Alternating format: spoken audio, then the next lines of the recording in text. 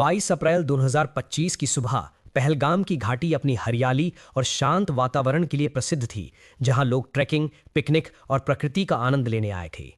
लेकिन उस दिन कुछ ऐसा हुआ जिसने सभी की सांसें रोक दीं।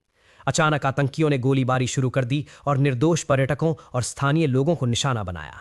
लोग भाग रहे थे, चीखें और हाहाकार चारों तरफ फैल गया। बच्चे रो रहे थे और कई लोग अपने प्रियजनों को ढूंढते हुए गिर रहे थे। इस हमले में लगभग 26 लोग शहीद हुए और दर्जनों घायल हुए। यह हमला न केवल भयानक था, बल्कि पूरे देश में गहरा सदमा और आक्रोश फैल गया। जनता और अधिकारी ये सोचने लगे कि क्या देश को अब भी आतंकवाद से लड़ने के लिए तैयार रहना होगा और ऐसे हमलों का सामना करना होगा। सुरक्षा एजेंसियों की शुरुआती जांच में यह पता चला कि यह हमला सीमा पार से सक्रिय आतंकवादी समूहों द्वारा योजनाबद्ध था।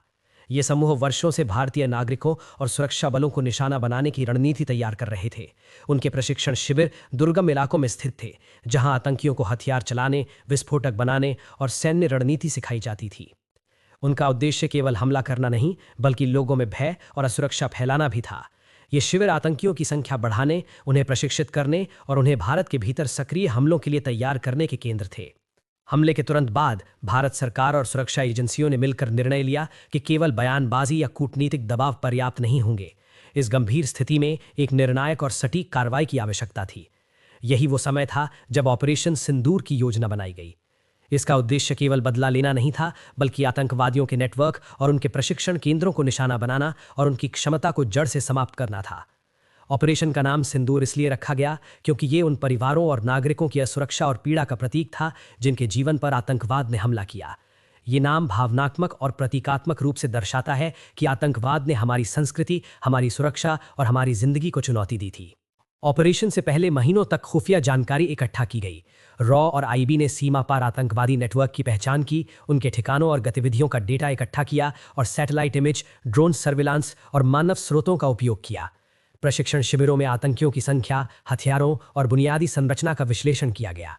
ऑपरेशन की योजना इतनी सटीक थी कि इसमें यह सुनिश्चित किया गया कि केवल आतंकवादी निशाना बने और कोई नागरिक हानि न पहुंचे। टीम ने कई मॉक ड्रिल और सिमुलेशन किए ताकि वास्तविक ऑपरेशन में कोई गलती न हो। रात के लगभग 1:05 IST ऑपरेशन शुरू हुआ। भारतीय वायुसेना और सशस्त्र बलों ने सटीक हवाई हमले और ड्रोन सर्वेलांस के जरिए 9 आतंकवादी ठिकानों को निशाना बनाया। इनमें 5 पाकिस्तान अधिकृत कश्मीर और 4 पाकिस्तान में स्थित थे। इन ठिकानों में जैश-ए-मोहम्मद और लश्कर-ए-तैयबा के प्रशिक्षित आतंकवादी मौजूद थे। ऑपरेशन लगभग 25 मिनट तक चला और इस दौरान कई आतंकियों को निष्क्रिय किया गया, उनके हथियार और सामग्री नष्ट की गई। ऑपरेशन की सफलता इस बात पर निर्भर थी कि महीनों की खुफिया जानकारी और निगरानी का उपयोग कर केवल आतंकवादी नेटवर्क को निशाना बनाया गया। किसी नागरिक या पाकिस्तानी सैन्य ठिकाने को नुकसान नहीं पहुंचाया गया। ये ऑपरेशन ये भी दर्शाता है कि आतंकवाद केवल सीमा पर नहीं बैठता, बल्कि आम जिंदगी पर हमला करता है। इस ऑपरेशन के माध्यम से ये संदेश स्पष्ट हुआ कि भारत अपनी सुरक्षा के लिए हमेशा सतर्क और तैयार रहता है। ऑपरेशन के बाद सीमा पार तनाव बढ़ गया, लेकिन भारत ने स्पष्ट किया कि इसका उद्देश्य केवल आतंकवादियों को निशाना बनाना था। देश भर में सुरक्षा बढ़ाई गई और जनता ने एकजुट होकर आतंकवाद के खिलाफ समर्थन दिखाया। सरकार ने यह भी संकेत दिया कि यदि आतंकवादी सक्रिय रहे तो ऑपरेशन सिंदूर को फिर से लागू किया जा सकता है।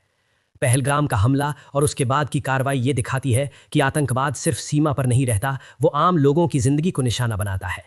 भारतीय सुरक्षा बल केवल हथियारों और सैन्य शक्ति पर निर्भर नहीं करते, बल्कि सटीक जानकारी, खुफिया कार्रवाई, रणनीति और बुद्धिमानी के जरिए आतंकवाद का मुकाबला करते हैं।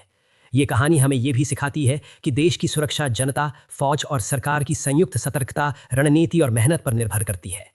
इस पूरे ऑपरेशन और घटना श्रृंखला से ये स्पष्ट होता है कि आतंकवादियों के खिलाफ युद्ध केवल लड़ाई या हमले तक सीमित नहीं है, बल्कि ये एक अदृश्य युद्ध है जिसमें खुफिया, डेटा, रणनीति और सटीक कार्रवाई की भूमिका सबसे महत्वपूर्ण है।